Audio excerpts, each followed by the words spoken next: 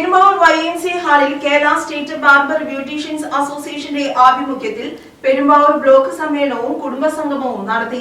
Kerala state barber beauticians അസോസിയേഷന്റെ 56ാം വാർഷിക സമ്മേളനത്തിനു മുന്നോടിയായാണ് പരിപാടി സംഘടിപ്പിച്ചത്. ബ്ലോക്ക് പ്രസിഡന്റ് PC സൈമണിന്റെ അധ്യക്ഷതയിൽ ചേർന്ന യോഗം സംസ്ഥാന സെക്രട്ടറി KN അനിൽ ബിശ്വാസ് ഉദ്ഘാടനം നിർവഹിച്ചു. ബ്ലോക്ക് സെക്രട്ടറി PA സിദ്ദിഖ് പ്രവർത്തന റിപ്പോർട്ട് അവതരിപ്പിച്ചു. ബ്ലോക്ക് ട്രഷറർ A ശശി, ജില്ലാ വൈസ് പ്രസിഡന്റ് KK രവി, ജില്ലാ secretary PN Venu, KA Sasi തുടങ്ങി നിരവധി പേർ പങ്കെടുത്തു.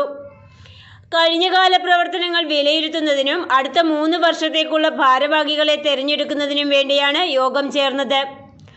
Block vice president Babu Bhaskar സ്വാഗതം പറഞ്ഞു.